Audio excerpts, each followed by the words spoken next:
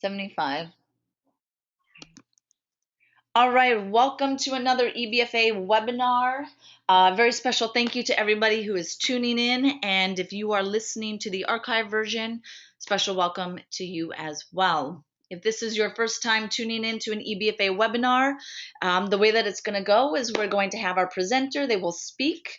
And then on today's webinar, I'm going to speak for a couple minutes after, and then we will go through some Q&A. So there is a questions box that you can type in your questions. So as you think of those, even if those are during or throughout the webinar, just type them in.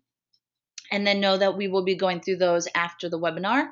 All of our webinars are recorded and archived on our YouTube channel, which is youtube.com/EBFA Fitness. You can check out, we probably have a good 30 plus webinars on there that we've done over the past several years, including some from myself and our guest educators. So we are going to get started. Very special guest educator that we have today. This is actually a return educator. We have Kevin Moore of Hong Kong. Welcome, Kevin. Thank you very much, Emily. Happy to be here. So Kevin is actually going to be one of our presenters at the Barefoot Training Summit this year, which is very exciting. I met Kevin 2 years ago now when I was visiting Hong Kong, and he has a very unique way of looking at movement. It's very, he has a background in physics, so it's kind of this unique analytical approach, which I greatly appreciate. So I'm very excited to hear tonight's webinar on the asymmetrical advantage. Kevin, the floor is yours. Thank you very much. So if you folks listening have heard my other webinars that I've done for the EBFA, I have kind of a consistent theme, which is that I have a major love affair with the transverse plane of movement. And so far all the webinars I've done have had something to do with how force moves through the transverse plane. And so I want to follow up on that today. We're going to talk about some things a little more generally and some things a little more specifically. But when I talk about the asymmetrical advantage, what I'm referring to my method of treating patients and working with performance athletes, which is very much based in people's patterns of side dominance or laterality. And I have noticed that there are some very predictable patterns based on people's side dominance preference that, I mean, I'm not going to say universal because no good scientist says anything is universal, but are incredibly common. You know, when someone can walk in the room, and if I can identify something happening on their right side, I can make certain assumptions about things happening on their left and vice versa. And I found those to be really, really a good cheat sheet for treating problems very, very quickly. And you can only see people come in with the same complaints so many times before you start, really getting a solid handle on these patterns. And it's these patterns I want to share with you today. So if we go to the next slide for a second, this is just a couple of the examples of correlations that I see all the time. And in my background, having done some martial arts, well, a lot of martial arts, and having done some Pilates and some fitness, when you would tend to see imbalances from left to right, we would typically start to assume that this was a problem, right? If someone had this person's dominant on the right side, they've got this very strong right bicep, this very strong right hand grip. Well, what we obviously need to do is to get their left hand to be stronger, because the right side is pulling the center line out of balance. And I kind of bought into that for a long time, this idea that center line exists in the coronal plane, and that we're looking at left and right across the coronal plane as being the important place to look at center line. As I'm looking at the patterns you're seeing here, things like pain in the dominant knee, always associated with weakness in the dominant side glute, or the pain in the trigger points, the upper thoracic spine, just kind of between the shoulder blade and the spine, always seems to be associated with people having this very inactive non-dominant serratus anterior. And then the pain in the dominant lower lumbar region. I mean, how about this? If you're treating patients and you've never seen that one, I don't know how that's possible, because everybody comes in with that problem. but noticing that that also always seemed to be correlated with poor internal rotation of the femur on the non-dominant side, I started to think that maybe maybe it didn't have anything to do with the coronal plane. Maybe it wasn't left to right. Maybe there was a different pattern, a different path that force was taking through the body to reach these two sides. And next slide, please. And so it started getting me to the question of, why do we exhibit side dominance at all, right? Because if it's causing a problem, if laterality is implicated in joint dysfunction, why do we keep doing it? Why is that so prevalent? And so I posted this quote here from Daniel Wolpert, who's a neuroscientist who I happen to think is brilliant. And he's in a couple of TED Talks, and this is from one of his TED Talks. That the whole reason that we have a complex central nervous system to begin with is that proprioception is hard. Trying to figure out how we move in three-dimensional space and to organize all the pieces and parts that go along with that is just a shocking amount of data that your brain has to process at any given moment. And one of the things that we know about the somatic nervous system in particular is that it is incredibly stingy with its resources. The brain is always looking to cut corners, right? To economize on resources. And so side dominance then becomes a kind of like a script or a meme, like in computer programming, a shorthand reference to a complex pattern that chunks blocks of movement into relationship, that takes chunk blocks of movement and those relationships and puts them into a single command, so that rather than having to calculate in real time how to, say, throw a ball, if I do it enough times, your brain just simply stores the pattern, the relationship of patterns, and just activates a command rather than calculating all of the variables over and over and over again. And so, since you've got two sides, it made sense that the one that always has the more complete pattern is the one that you always tend to use. And this is especially true. We found that laterality exists in lots of animals, not just humans. The most animals that have bilateral symmetry also have laterality. The ones that they've done most experiments on are things like parrots, actually. Parrots seem to have a very strong laterality. Dogs do. As a matter of fact, seeing eye dogs are chosen for their partners or for the humans that they end up serving based on their pattern of laterality. Because if they prefer one eye, you can hold them on the side of the dominant side of the human that's opposite, so that the eye is always guiding them in the right direction. I mean, little stuff like that we don't think about. But so it's not just humans that do it, but humans have kind of an interesting need for it because of our particular evolution. Our upright behavior means that whereas most animals get to calculate their position in space using 4 feet and a tail, we do it on just 2. And the sensory structures that calculate our position are really very active. I mean, Dr. Emily's done a ton of work talking about the sensory structures of the foot and how that distal proprioception is so important to our stability. And so our brains are really, really tuned in to trying to economize all of those calculations. And so we're very, very dominant, or we're very, very predisposed to hand dominance. The other thing that contributes, and actually I find this particularly interesting myself, is that one of the things the human skeleton is specifically selected for, in addition to walking upright and running, is throwing. We have a very strong pattern of evolutionary selection for being good at throwing, and more so than more or less any other animal. We are just awesome at hurling projectiles with great distance and accuracy.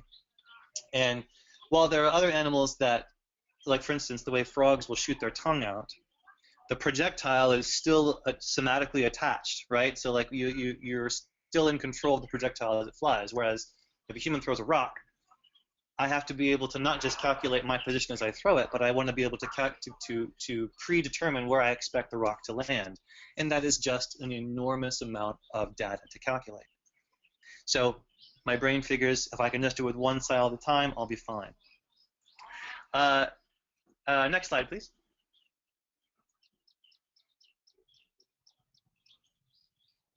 So these are the competing ideas that I struggled with for a long time in both my fitness career and when I started treating patients in treating patients, that if laterality is an evolutionary advantage, why is it also implicated in joint dysfunction? Because that doesn't make any sense.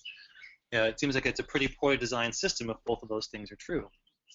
What it got me thinking about, as I kind of alluded to before, is that laterality maybe doesn't look the way that we have expected it to look for all this time. Maybe it isn't across the coronal plane. Maybe it's across a different plane of motion. And so what I started really looking at was the next slide, please. What I really started looking at was what I like to call the load-unload cycle. And I know that Emily uses the same terminology, and as a matter of fact, if you're following any of the other Barefoot Training Summit presenters, we're all super into this idea of load and unload. The idea is that there are already forces present in your environment which are driving your locomotion. Gravity, friction, these are all available to you as input forces. And every time you take a step or every time you move through your environment, what you're essentially doing is taking the constant acceleration of gravity and loading it just the same way you would pull back the bowstring of a bow and arrow. Gravity loads up eccentric tissues, and then when they behave concentrically, they unload. And when we follow this pattern of the load-unload cycle, we start to see that it has to follow the origin-insertion patterns of the tissues that it follows. And when you look at those tissues, as we'll see in a couple slides later, don't change just yet, but you'll see what I'm talking about, they're largely transverse. There are very few straight lines running through the body. And even the ones that look like straight lines, say in the sagittal plane, may not actually be straight if viewed from the coronal plane. Everything is twisting in one way or another. So what I found is that rather than trying to look for bilateral symmetry, rather than saying, well, your left hand grips much more poorly than your right, what we need to do is to give your left hand a stronger grip. I've set these two kind of critical things that need to take place. One, minimum range of motion and power threshold to perform its function in relationship to other joints. And what I mean by that is that to complete the load-unload cycle, there is a certain minimum range of motion that each bone has to go through to get to the end of what the tissue expects to need to do. Once it gets that range of motion, it doesn't really matter if it's stronger than the other side or not, as long as it can complete the whole range. Once it completes, it can go back to loading or unloading. And of course, there is a minimum power because the skeleton has a weight, right? There's a potential energy in the weight of the skeleton, and so there needs to be a minimum amount of power that tissues can generate or rather can load to support that. But above and beyond those minimums, it doesn't matter if the two sides are different. It only matters that you can complete the necessary range of motion and that the minimum power requirements are met. Above that, you can use your right side to throw all day long. It doesn't matter if your left side can do it. The other thing that I look for is a symmetrical relationship, not between the two sides, but between the eccentric and concentric actors associated with a joint. So I'll give an example of this one that I see a lot. So in the dominant arm, there is a tendency for the internal rotators of the humerus to prefer concentric behavior. And someday when we have more time, maybe as a follow-up, I can map that out for you more explicitly. But it's something that I observe frequently. And what the shoulder needs is not necessarily to be weaker or stronger, but it needs its eccentric and concentric partners to be balanced, to be force balanced. And so I do a lot of work with, say, with the kind of people I'm talking about that have this deep internal rotation.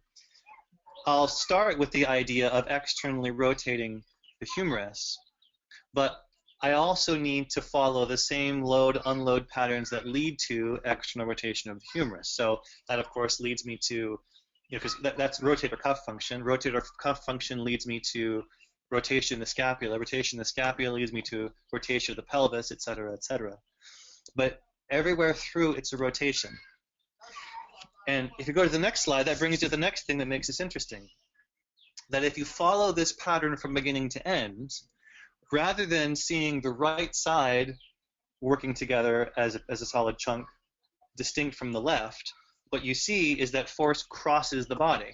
And if you've spent any amount of time looking at anatomical diagrams, this really shouldn't come as much of a surprise. The big, chunky, oxygen-hungry, moving muscles of the body are transverse. And I've picked out a couple on these slides here that I built using an absolutely fantastic program called Visible Body, which gives these fully rendered 3D human skeletons with muscles, bones, ligaments, tendons, nerves, everything. But what I've done here is I've picked out just some of the big, chunky global mobilizers, the glute complex, the lats, the obliques. I went ahead and added rotator cuff, lateral rotators for the hip. And if you look at the skeleton on the right, and you start following the striation pattern of the glute as it comes up, as soon as it hits the sacrum, the natural place, if we think of these striation patterns as like rubber bands or like the bowstring of a bow and arrow, when that force unloads, it's rotating the pelvis. And the next place for that force to go is into tissues that striate the same direction. There's a continuation there. And the lat forms a really kind of beautiful continuation of that force. And then if you look at the skeleton on the left, we can talk about how that striation pattern continues all the way through the internal oblique on the left side. And that striation pattern from the internal oblique continues to the external oblique back on the right side. It's coiling, it's helical. And so if you can imagine, and I couldn't make a slide of this, I apologize, it was a bit beyond my abilities as a digital artist. If you can imagine taking the other half of the skeleton that you're seeing here, rather than fitting together and just being stitched up the center, they intertwine. It's truly helical, so that force, which enters the foot as a coil, hits the glute in the transverse plane, is stored as a coil all through the tissues that I'm showing, almost as a continuous piece. And actually, if you go to the next slide, I've tried as best I can to outline the shape the way that I see it. Because if we use the greater trochanter as one endpoint, and then the anterior head of the humerus as another point, it creates this shape from end to end, which bows in the center and narrows at the ends, but all the tissues striate in the same direction. And so when I'm working, say, and I do this a lot with athletes, fencers, for instance, I'm working with a group of fencers right now, and I think about this pattern with my fencers. If somebody needs to get power into their left hand, that power is going to be directly related through the obvious pattern of striation and connection of the global mobilizing tissues to the movement of their greater trochanter. And so for me, it's less about looking at the individual pieces and more about looking at the shape as a whole. How is this whole shape moving? Now, if I can see where it's breaking, then I can cue them into changing a shape. I can cue them into just moving into a new position rather than saying, contract this muscle, activate this. I'd say one of the most frustrating things working as a Pilates instructor for years was the kind of dogmatic insistence that we must always cue the pelvic floor. And for how many people that was just terribly frustrating to have to keep hearing someone say, okay, now contract the pelvic floor, when in fact it's really kind of an inefficient use of our energy. If we can just create the position that allows the maximum amount of force to move from point A to point B, the pelvic floor contracts. It happens when you create a position, not when you consciously contract it. Again, the somatic nervous system is trying to conserve, it's trying to economize on energy. What a waste to constantly have to consciously squeeze and contract. So this shape then, if you can imagine it being like a sash, And then imagine the two sides being helically wound together with these two sashes forms a big chunk of how I assess movement. I watch somebody move and I look for a point where that sash bows or breaks. As another interesting side point, you'll notice that the striation direction of the muscles that we're currently looking at is opposite the direction of the rib bones underneath. So have you ever seen a Chinese finger trap where it's got that kind of weave in the middle? So when you pull on either end, the weave tightens very strongly. The thoracic cage and the muscles that go over the top of it have the same kind of relationship. As I load from my greater trochanter through my shoulder, the muscles pull in one transverse direction globally across this diagonal line, while the bones, the rib bones, are compressed in another. And it makes an incredibly powerful weave. And if we had a whole another webinar to talk about this, we could start going into how the action of the diaphragm, which loads and unloads the springing action in the ribs, relates to this as well. It's all kind of beautifully connected. But more than anything, my big goal today was I wanted to show you this shape. And I wanted you to think about force moving from an entrance point. And again, I pointed it out today as the trochanter, but you could just as easily start the process down at the foot. That force has an entrance point and an exit point, and that those things are not on the same side. And I can route as much power through this entrance and exit as I want without throwing off the other side. The helical pattern is stable just because of its relationship. One side being stronger does not distort the other, as long as force gets all the way from one entrance to the other exit. Do we have it in the slide, Emily? I forget. Yes. Ah, yes. Okay, so I guess I kind of already covered this. Got ahead of myself. But this is, so when I'm thinking about the way someone moves, I'm trying to replace the statements over there on the left with the statements on the right. I don't care about strength discrepancy. All I care about is bias toward concentric behavior. I don't care about which one is more dexterous. That's fine. It's no problem, as long as they're still rotating and both rotated through the entire load-unload cycle. Someone's got greater balance, no problem, as long as they're not trying to move on a coronal center line, but instead through a transverse center line, like the one I just showed. And then the other thing, and this is, then another video I want to make as a follow-up, is about how much power at the entrance makes it to the exit. And I'm kind of running out of time here, but one way to look at joint pain, and I found to be a very effective way to look at joint pain, is to think that if we're talking about, if we can go back for a second to the other slide, Emily, to the one with the, yeah. If we think about my trochanter to shoulder path that's coiling this Chinese finger trap type weave, if all of the force at the entrance is making it to the exit and coming out, everything's doing fine. But when it's not, it's kind of like a leaky hose, right? You put a bunch of water through a leaky hose and you poke a hole in it, and the water sprays out. But if we think of water in this case like force, and this path as being the hose, if there is a dysfunction somewhere, I think of it as force escaping the pattern through the wrong direction. So for instance, one of the ways that the shape you're currently looking at often breaks is through excessive contraction of the QL. I mentioned that before, right? Pain on the dominant right side.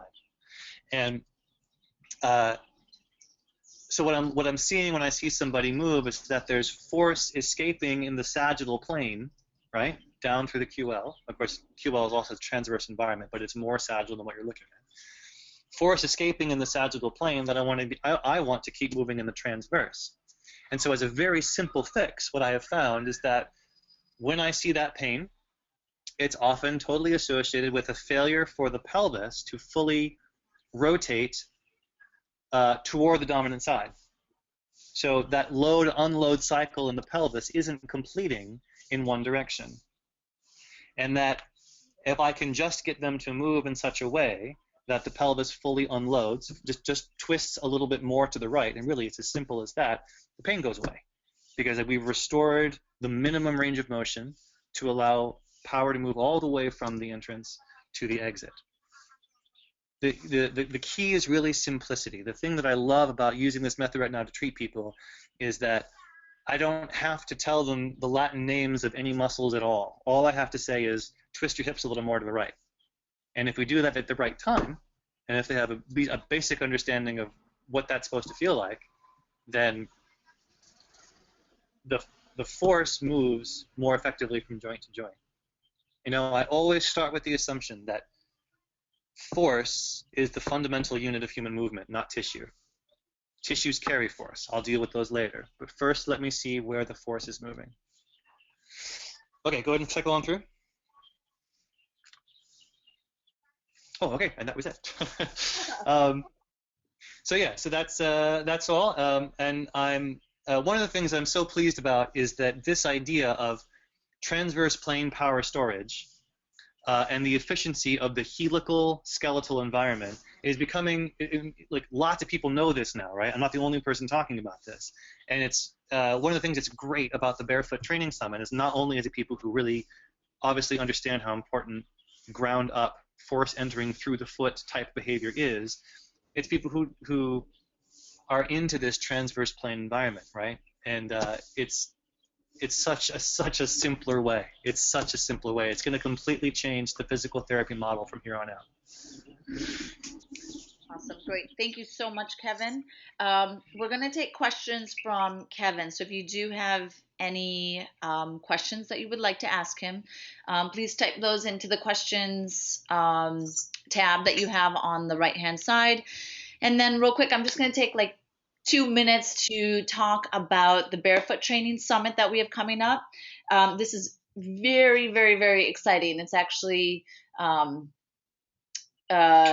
means so much to me to see that the barefoot movement and barefoot training within fitness, performance, and rehab has grown so much over the past couple of years. And I played kind of a role in traveling all over the world to see how people perceive it and people's excitement and have it growing to the point that a barefoot training summit can exist is, to me, absolutely incredible. First one that we have is March 13th through 15th. That is in India. We have the venue already locked down. It's at Anya Hotel, which is a beautiful 5-star resort. And we have a great lineup of presenters at both of the summits. The one that is scheduled in the US is May 8th through the 10th. So make sure you save those dates. Kevin is going to be one of our presenters, so he'll be expanding on this concept, which is totally in sync with our other presenters. We have parkour, Stacy from the Willpower Method, Dr. Perry, who does primal movement rehab and primal chains. And then we have Animal Flow as well. These are just a few of the presenters. Everything is all about a new way of looking at load and unload, stripping away the shoes and the gadgets and the footwear. And it's going to be all about tapping into how your body is designed to actually move from the ground up through this barefoot stimulation, through this concept of laterality and transverse plane coils that Kevin was speaking about. So it is very, very exciting. Again, we have 3 tracks that we're focusing on: fitness, performance, and rehab. So please do save the date. We are limiting it, unfortunately, to the first 150. So registration for the India one opens January 1st. And then for the May one, it will be March 1st. So we are taking a Barefoot Beyond Running. Please check out the website, barefoottrainingsummit.com. So we are back to Kevin. If anyone has any questions for Kevin, you can type those in. What I thought was interesting, Kevin, was the way that you explained the way the muscles lay with the rib cage and the Chinese finger trap concept, kind of that analogy. A big thing that I try to put across when I teach my workouts and my courses and such is the concept of body tension. And having that analogy almost helps a person relate to the power of body tension and how the body generates it, which I think was very fascinating. So I like that analogy. I might have to borrow it. No, please do. And actually, and another one that I like to, another way I like to think of it is that, when you, like if you're using a bow and arrow, the the bow string bends and stores energy, but the shaft also stores energy. But because those two things both have a different elastic property, they store energy through a different range. So that when I release the arrow, I unload the string at a certain speed, and I unload the shaft at a different speed, which allows the acceleration of the arrow to continue over a longer period. Does that make sense? Yep. So bones and muscles do kind of the same thing. Muscles have this kind of modular elasticity. Oh, and tendons too, right? Because tendons and muscles have a different uh, elasticity, and then bones have a different elasticity, and bones have a coiling structure to them. My favorite is the tibia. I love the way that the tibia coils. But as these structures interact with each other, they store acceleration at different ranges, so that when you go to unload, you can sustain acceleration for longer because you've got a different tissue managing it at every different range. Uh-huh.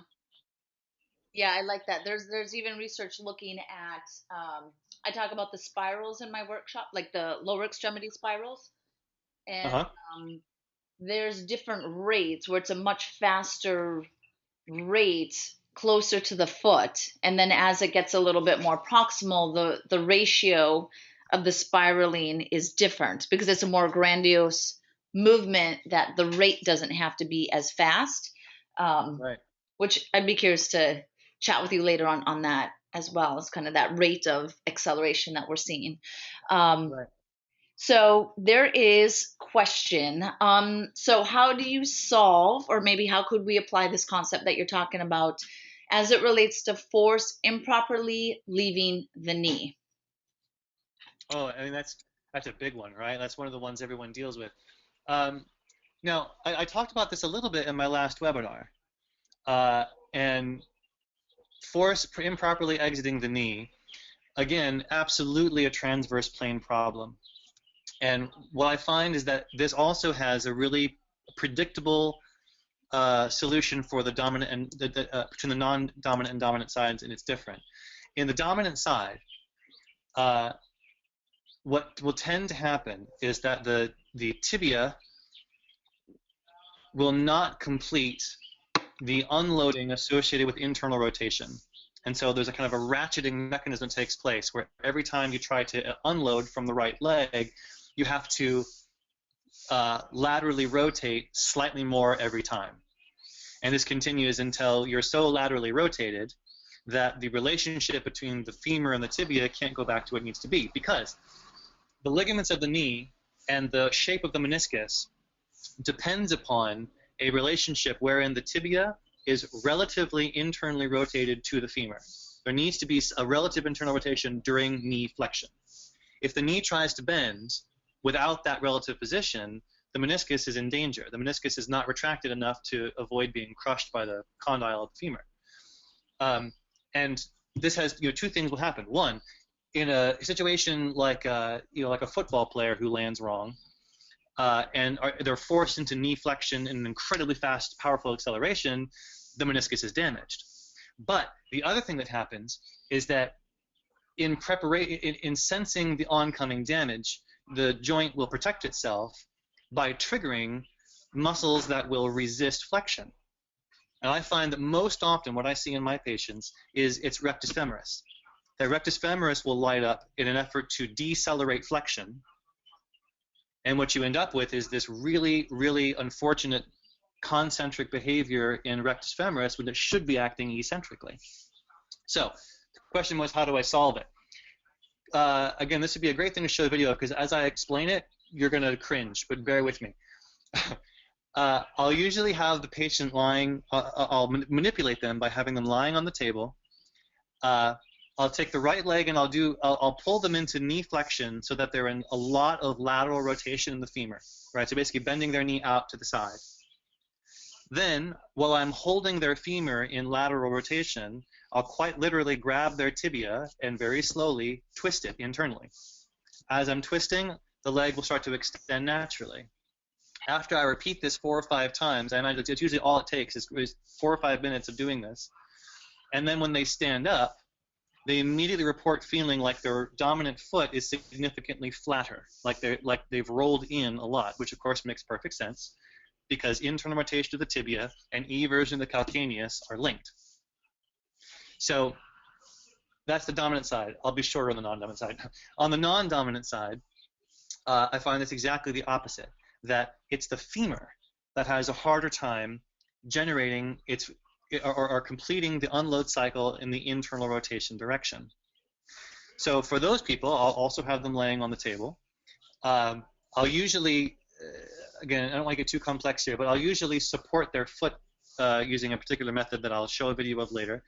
But I'll have them do single leg raises, essentially, where I'll pick up their leg for them and then manually kind of force them into a little bit of internal rotation and then ask them to lower the leg slowly while keeping the knee really, really straight, right? Really, really strong activation through the vastus medialis and inner thigh group, so that during the descent of the leg, they're forced to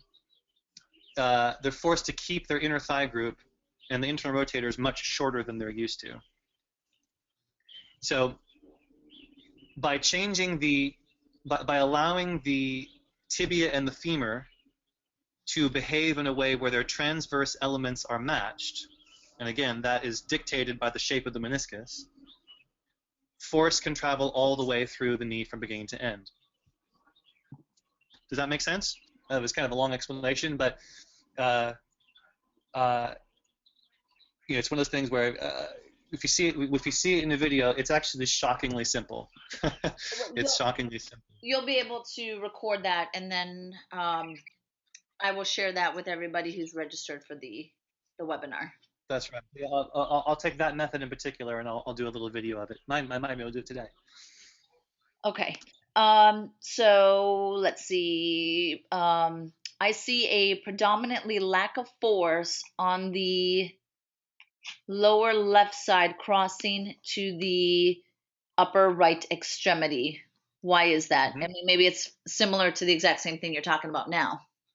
Yeah, it is. And because one of the things that we see okay, so if someone's dominant, say, on the right side, and from all my examples here, I'll use dominance on the right side. In a movement environment where people don't move around much, right, or there's too much sitting or too much, not enough walking or whatever, the lack of range of motion means that your tendency to rely on your dominant side becomes even greater to the point of being dysfunctional. And so what I find happens is that the dominant leg becomes overly responsible for maintenance of the center line. So the left leg does not contribute enough of that minimum range of motion. Now, this is kind of a cool thing. What happens there is that since the left leg's not contributing enough, the right leg is contributing too much, and this keeps the pelvis rotated a little bit, rotated just enough that the glute max, again, this is all about my first webinar, the glute max never really gets a chance to, or the window wherein it's asked to load is never passed. Now, what happens is that the force that the glute max is supposed to be using to stabilize the lumbodorsal fascia doesn't get there. There's no anchor to those tissues. And so all of the back muscles that extend out from the lumbodorsal fascia end up drawing the pelvis up.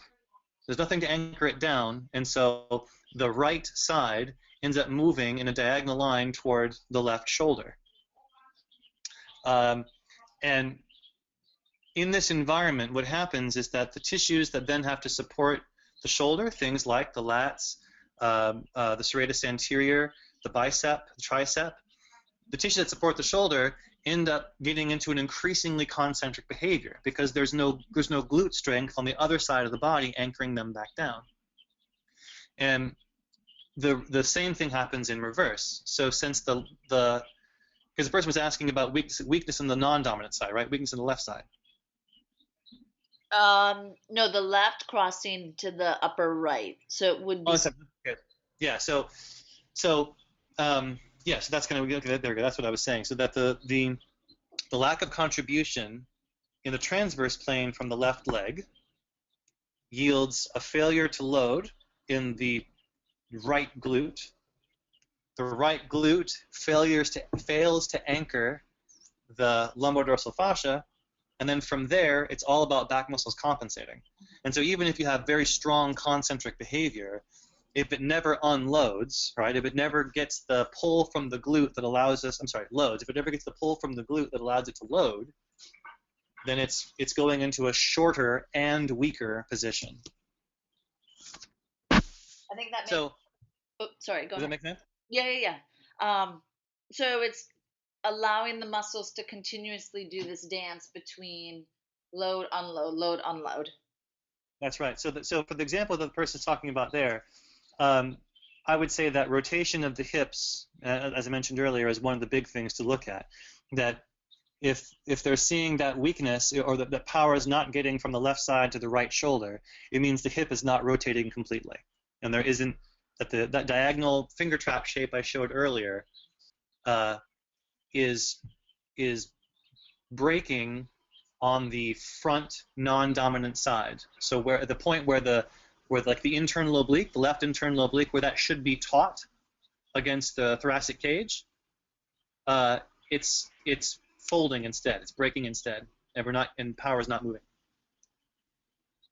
Huh. I think that's fascinating. So another question, Yep. which will kind of go into this, and this is something that I know everybody is curious of, is so you're talking about this transverse plane all the way from the foot to the opposite hand, kind of that spiraling. Yep.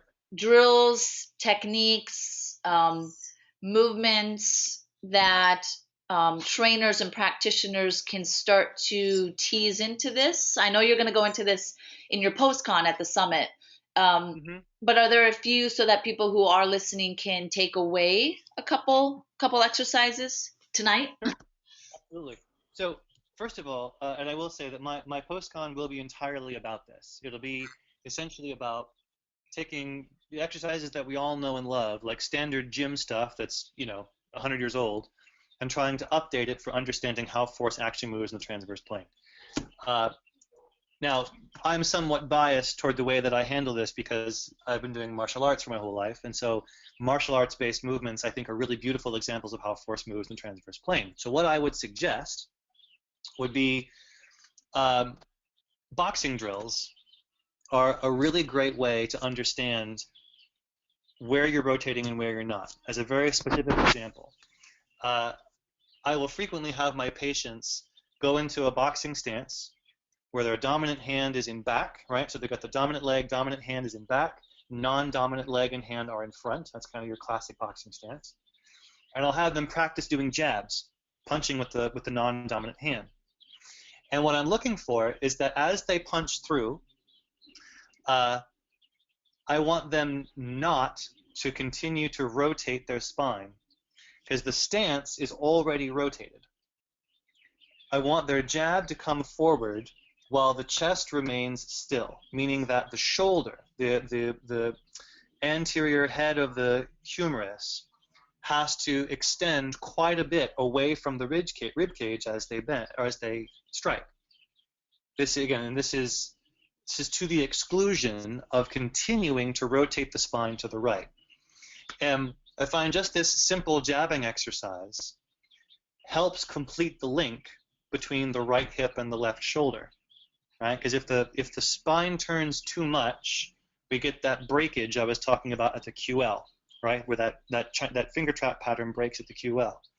But if I can teach them to hit with their non-dominant hand by moving through the head of the shoulder and not rotating, there's an immediate gain in stability, and it always freaks people out because it's contrary to what a lot of people say, right? Especially boxing trainers are always talking about you always twist to punch, but that's really not true. You twist to cross, but you don't twist to jab. At least not if you want to be powerful.